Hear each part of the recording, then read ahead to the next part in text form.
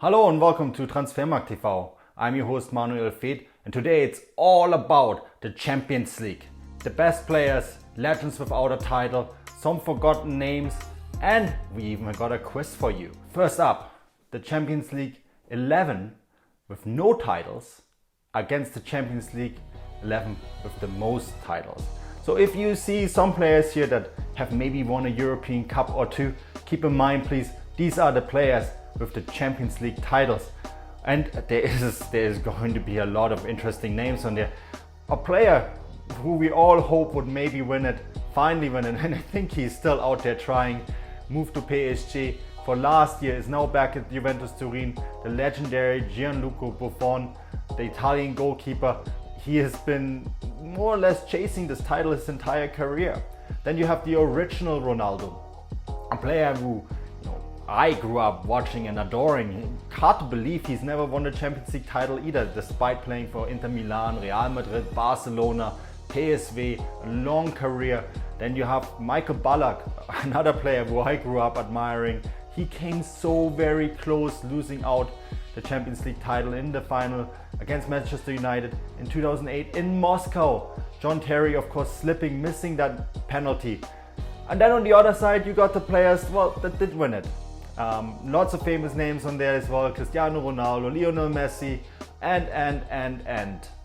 If you liked the video, please subscribe to our channel and give us a like right below. Let's get started with our facts. Fact number 1, the youngest players in the Champions League.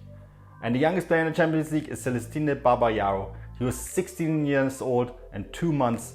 And you know what? He's not only the youngest starter in the Champions League, he's also the youngest player to be sent off, because he was actually sent off in RC Anderlecht's game against Steaua Bucharest.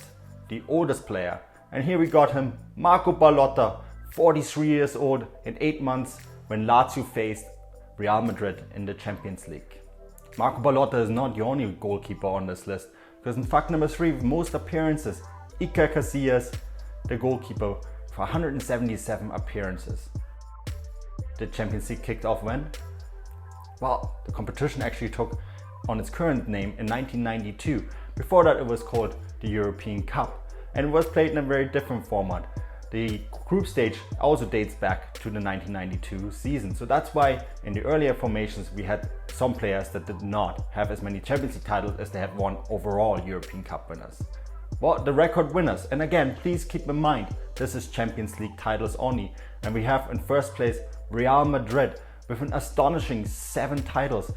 Could you actually imagine how many they had won on top of that if you actually counted both competitions together? Because overall they're actually at 13 titles. The different winners of the competition. You saw it earlier, Real Madrid leads that list with 7 titles. We had got Barcelona with 4, AC Milan with 3, Liverpool with 2, Bayern with 2, Manchester United with 2, and then we got Chelsea, Inter, Porto, Dortmund, Juve, Ajax and Marseille that have all won it once. At the very top of the list, when it comes to countries, Spain, 11 titles. Spain has dominated this competition more than anyone else. England and Italy, they share second space with 5 championships each. Fact number 6, the UCL record goal scorer. That's easy. It's of course Cristiano Ronaldo. He is a goal scoring machine, and he's probably not done. The game with the most goals. Well, yeah, I watched this game and it's unbelievable. You see it going underneath there, the ticker. 8-4 between Borussia Dortmund and Legia Warsaw in November 2016. Up next, fact number 8, the game with the highest attendance. And that match took place at the Camp Nou in Barcelona when Barca hosted Paris Saint-Germain. And yeah, an unbelievable 115,000 people packed into this match on March 1st, 1995. Yeah, it would have been great to be there, hey? Fact number 9, the teams with the most cards, yellows and reds. And you see here on this list, in third place Barcelona, Real Madrid with 444, and then the very top Bayern Munich. Possibly because those are the teams that are in the Champions League the most, played the most games. Fact 10, UCL's longest away journey, 5,678 kilometers between Lisbon and Astana for the Champions League match between Lisbon and FC Astana. Yeah, 2015-2016, long time ago, the name of the capital in Kazakhstan is actually changed, now called Nur Sultan. Guess the club. Football quiz. Can you guess this team? Ooh, I see an Argentinian player up front, a Macedonian, Cameroonian. I remember Pandev playing for Lazio. Maybe it's Lazio. Let's see if I got this one right. Ooh, Inter Milan. Oh yeah, I remember this game. They beat Bayern Munich in the Champions League final. Good side that. This one. Yeah. Oh, that gives it away. There's a French guy on the left, Dutch guy on the right, a bunch of Germans in the middle. I mean, you should be able to guess this side pretty quickly. And it is... I knew it. Bayern. Yeah, won it in 2013 against Borussia Dortmund at Wembley. Well, let's check this next side. Oh, come on. I swear I'm not cheating, but I see a Brazilian, a Uruguayan, an Argentinian in the front three, and a German goalkeeper.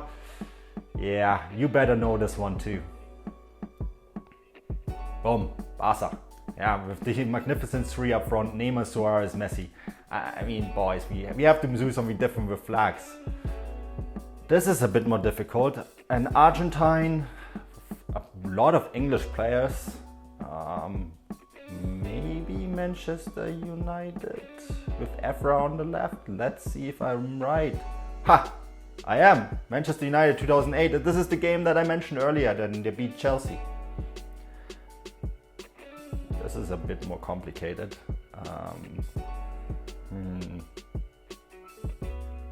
I want to say maybe one of the German teams. Oh, Real 2017. Ronaldo, of course, Toni Kroos in midfield. Yeah, great side. And did you know? If you did, please leave us a comment in the comment section below. Speaking of Real Madrid, they won the Champions League 3 times in a row from 2016, 2017, 2018, and this is the first one. Cristiano Ronaldo dominated that. He scored 16 goals in just 12 games. Real Madrid beating their city rivals Atletico 6-4 on penalties. I mean, we talk about dynasties a lot in sports, aren't we? And when you look at Real Madrid, this is a dynasty. Look at the teams that they had fielded in Champions League finals. And this is the 2017 team against Juventus. One of the reasons why Gianluigi Buffon is still waiting for that title. 4-1 against Juventus, and you don't score a lot of goals against the Italian sides unless you have Cristiano Ronaldo, because again, 13 goals in 12 goals, in just 13 games and 5 assists, and another great season by the Portuguese, another great season for Real, and they topped that. In 2018, they won 3rd in a row, and keep in mind, before Real Madrid actually defended their title, no teams ever won it twice, and they did it 3 times.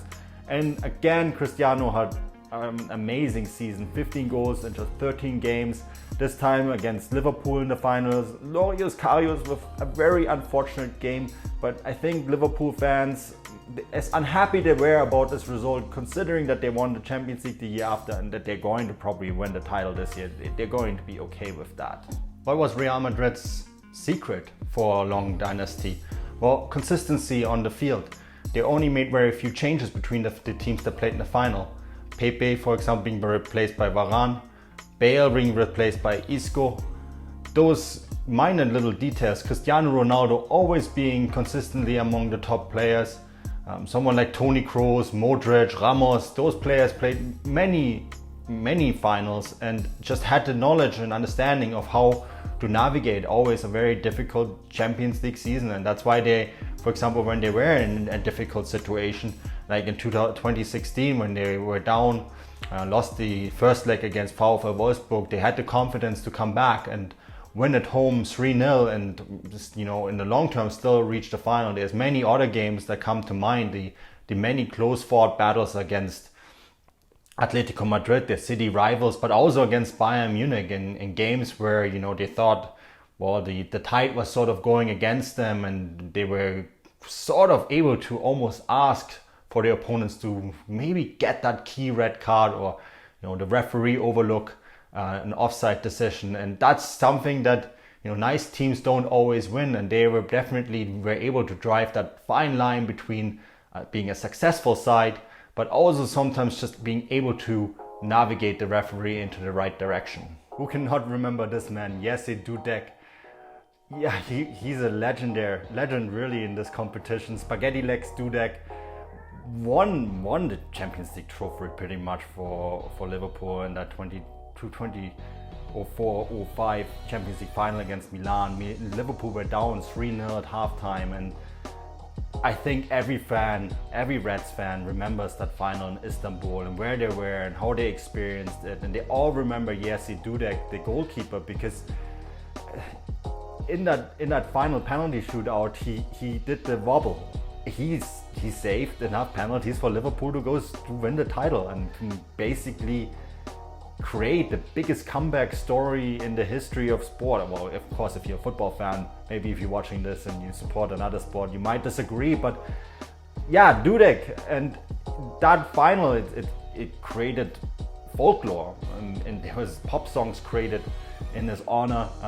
Liverpool fans, I think when you look at them as generally as a group of fans, they idolize their players and their stars, and he certainly managed to encapsulate that entire city of Liverpool.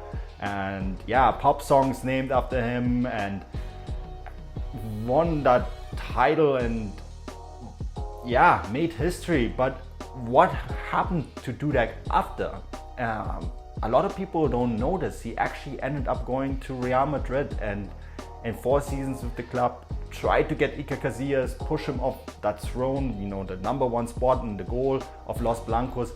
Never quite got there, only played 2 games in 4 seasons. But he was really loved in Spain as well, because he was a very good teammate, and the teammates and pundits, he was someone that was adored at Madrid. And a lot of people have asked and wondered what happened afterwards to him, and he's a special character. He became a race car driver in Eastern Europe, completing a full circuit on tours, and now he plays golf in his private life. Yeah, Jerzy Dudek is definitely someone to remember and a legend of the game. And maybe, we always talk about the big names like Cristiano Ronaldo, but maybe we should give the goalkeeper with the spaghetti legs a little bit more love. Well, if you liked our video, please give us a like now, comment and subscribe right here.